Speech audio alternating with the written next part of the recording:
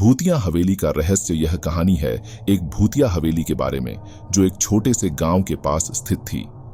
वह बहुत ही पुरानी और डरावनी हवेली थी और गांव वालों के बीच इसकी कई डरावनी कहानियां प्रचलित थीं। गांव के लोग कहते थे कि वह हवेली रात के समय बहुत ही डरावनी होती थी। रात के समय वहां अजीब अजीब आवाजें आती थीं और कुछ लोगों के हवेली में चलने के बाद वे वापस कभी नहीं आए। एक दिन गांव का एक युवक नामक अर्जुन ने अपने दोस्तों के साथ निर्णय लिया कि वह हवेली में रात बिताएंगे और इस डरावने रहस्य को सुलझाने का प्रयास करेंगे। रात के समय अर्जुन और उसके दोस्त हवेली की ओर बढ़े और वहां पहुंचकर वे देखे कि हवेली की दरवाजा हल्की सी खुली हुई थी। धीरे धीरे वे अंदर बढ़े और आवाजें सुनाई देने लगीं। हवेली के अंदर की स्थिति बहुत ही अजीब थी।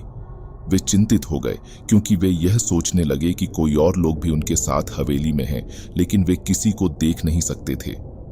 अर्जुन ने धीरे धीरे आगे बढ़ते हुए दरवाजा खोला और वहां की दृश्य उनके आंखों के सामने एक विचित्र दृश्य था। हवेली के अंदर एक पुराना और डरावना महल था जिसमें अजीब अजीब पुरानी चीजें और चित्र लटके हुए थे। वे चित्र देखे कि यहाँ कई लोग चित्रित किए गए हैं, लेकिन वे चित्र बिल्कुल झूम रहे थे और वायुमंडल में फिल्म की तरह बदल रहे थे।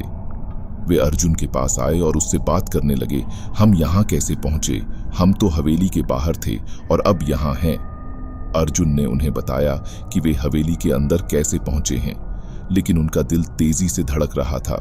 वे चित्रों की ओर बढ़े और देखे कि यहाँ कई लोगों की छवियां हैं जो डरावने तरीके से हंस रहे थे और उनकी आंखों में अंधकार था।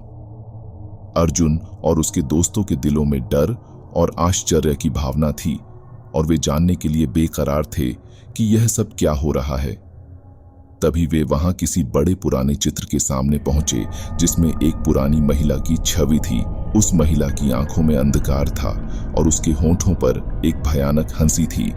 अर्जुन ने ध्यान से देखा और पहचाना कि यह महिला गांव की एक पुरानी महिला थी जिनका नाम अनुपमा था। अनुपमा गांव की एक पुरानी महिला थी जो बहुत ही भूतिया और रहस्यमयी थी। वह कहानी यह थी कि अनुपमा कभी भी हवेली से बाहर नहीं जाती थी और उसके अंदर होने वाले लोग उसे खुदाई करते थे। अर्जुन और उसके दोस्त चौंके हुए थे क्योंकि यह सब बहुत ही अजीब था।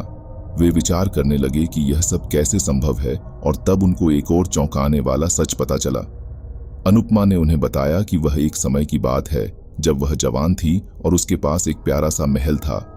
वह अपने महल में अकेली रहती थी और बहुत ही आत्मसात की थी। एक दिन उसके पास एक पुराना खजाना मिला जिसमें एक अद्भुत मणिहार थी।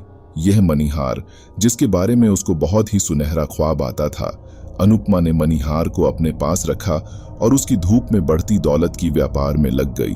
वह धन की लोभ में डूब गई और अकेले जीवन को बिल्कुल भूल गई। लेकिन धन की लोभ ने उसका अच्छा किया और उसका मणिहार उसके जीवन की महक खो दी। उसके महल में अजीब और डरावनी घटनाएं होने लगीं और उसके पास उसे सुलझाने का समय नहीं था। अनुपमा की मौत हो गई, लेकिन उसकी आत्मा हवेली में बसी रही और वह अब भी अपनी मणिहार के पीछे भटक रही थी। अर्जुन और उसके दोस्त यह सुनकर चौंक गए कि वे हवेली में उसके साथ नहीं अकेले थे, बल्कि वे अनुपमा की आत्मा के साथ थे और वह उनको इस भूतिया महल में ले आई थी। अर्जुन और उसके दोस्त ने फैसला किया कि वे अनुपमा की आत्मा को शांति देंगे। उन्होंने मणिहार को वापस किया और अनुपमा की आत्मा को मुक्ति दिलाई। वह रात बिताने के बाद हवेली से बाहर निकले और गांव के लोगों को यह बताया कि वे अनुपमा की आत्मा को शांति देने के लिए यहाँ थे। गांव के लोगों ने उनका धन्यवाद किया और उनका स्वागत किया। हवेली का रहस्य अब सुलझ गया था और अनुपमा की आत्मा शांति पा चुकी थी। अर्जुन और उसके दोस्त ने डर के बावजूद यह काम किया और उन्होंने गांव को एक बड़े भूतिए रहस्य से मुक्त किया। इस कहानी से हमें यह सीखने को मिलता है कि धन की लोभ में खोने से हम अपने आत्मा को खो सकते हैं और हमें अपने मौलिक मूल्यों को कभी नहीं भूलना चाहिए। वह हवेली हमें यह याद दिलाती है कि हमें धन के पीछे नहीं भागना चाहिए, बल्कि हमें अपने जीवन को खुशियों और सफलता के साथ जीना चाहिए।